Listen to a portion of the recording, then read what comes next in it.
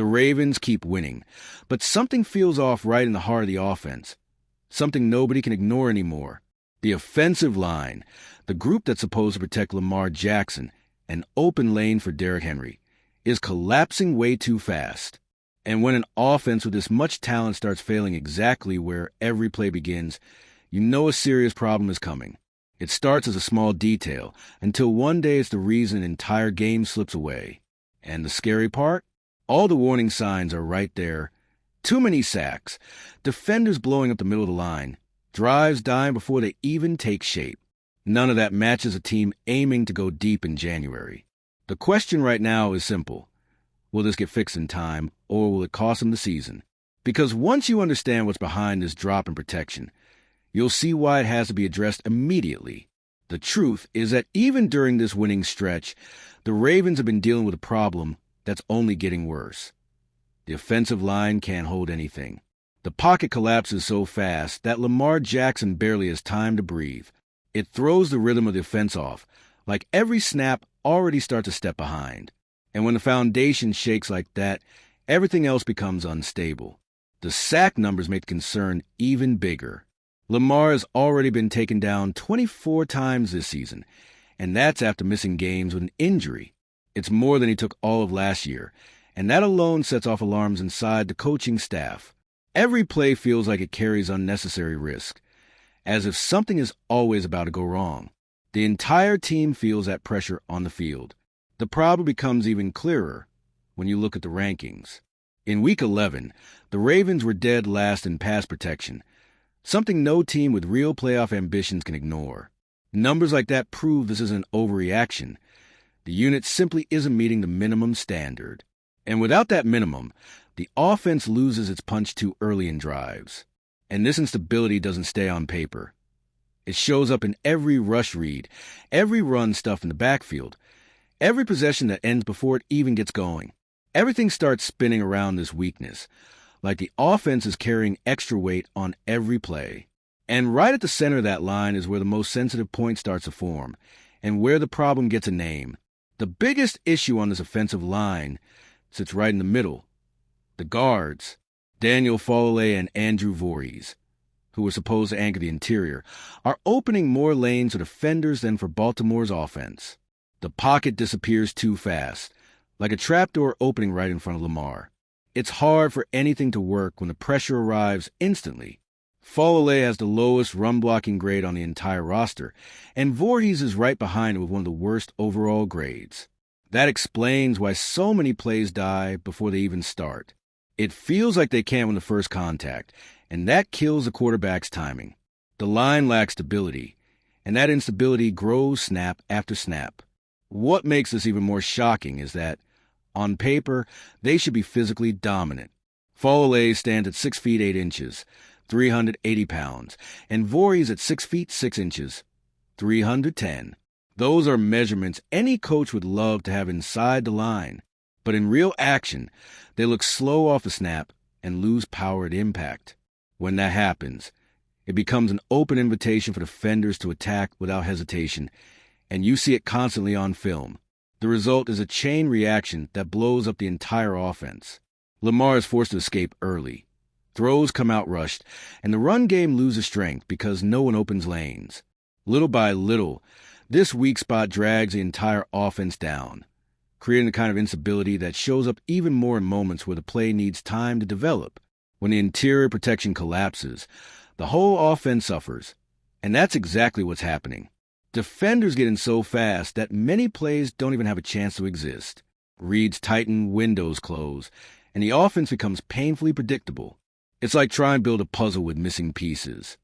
No matter how hard you try, the picture never quite comes together. This shows up even more inside the red zone. Baltimore sits at 28th in red zone efficiency, and a big part of that comes from the lack of time to let plays develop. When defenders break into the backfield before the snap even becomes a live play, nobody can create anything.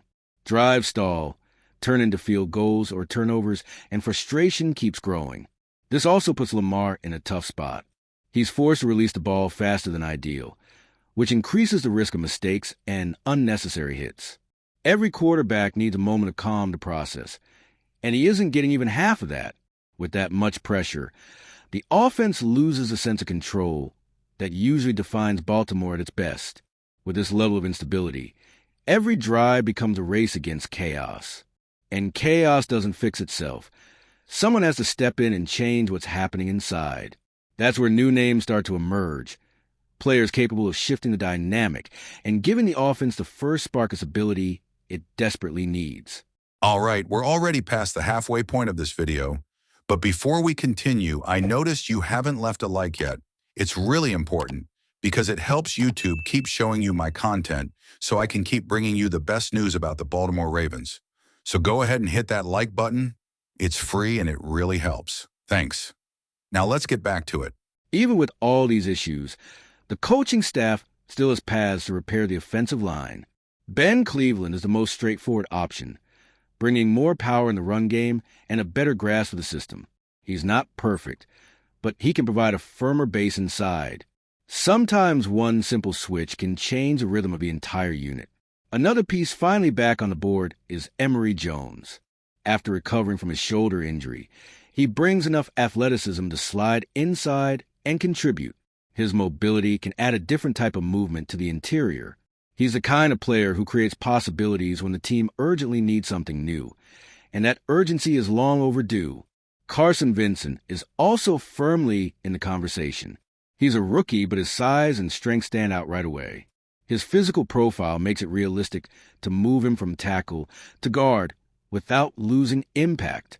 Sometimes adding fresh energy helps more than forcing reps into players who aren't responding, and Baltimore is exactly at that point. With so many potential options, the message becomes obvious. The team can't keep repeating the same mistakes and expect different results. A change has to happen now. And this decision might be the very thing that determines how far the Ravens can go when the games start to truly matter. The Ravens have a talent to make real noise in January, but none of that means anything if Lamar Jackson is constantly under pressure. The offense needs air, needs time, needs stability. Without that, any big dream becomes just a nice idea on paper. And this roster has already shown it's capable of much more. This final stretch doesn't forgive fragile units. And right now, the offensive line is exactly that. If the group keeps making the same mistakes, the offense will keep tripping over itself. The team has weapons, has scheme, has playmakers. What's missing is a strong foundation that ties everything together into a complete performance. That foundation is what defines winning drives. With the right adjustments, the story changes fast. A more stable line brings rhythm back to the offense, opens lanes for Henry, gives Lamar the time he needs, and turns dead drives into efficient ones. The team knows this, and the signs that a change is necessary have been flashing for weeks. This isn't about preference anymore. It's about competitive survival. Now, the big question is simple. Will the team make those changes while there's still time? Because with the talent Baltimore has, fixing this one area is enough to turn inconsistency into real playoff power. And that's exactly what's on the line in this final stretch of the season. The offensive line has become the piece that could decide how far this team can truly go. Everything we've seen, the sacks, the instant pressure, the broken drives, shows that this problem isn't a detail. It's a direct threat to what the Ravens are trying to build. Lamar needs room. The offense needs time. And the team needs to act before the last weeks of the season turn a technical issue into a strategic failure. This adjustment is where their immediate future is being shaped. Now comes a question nobody wants to push aside. Will this team have the courage to make the changes staring them in the face? Because if this line stabilizes, Baltimore gets its rhythm back, regains confidence, and enters the playoffs with real strength. But if nothing changes, the season can slip away because of a problem everyone has already seen. The next step is decisive, and it needs to be bold. And if you, just like me, are passionate about the world of football and want to learn more about the Ravens' legacy, don't leave this video without sharing it with that friend who is also a Baltimore Ravens fan and will love this content. See those video suggestions on your screen? The first one was handpicked just for you, and the other is a recommendation from YouTube itself.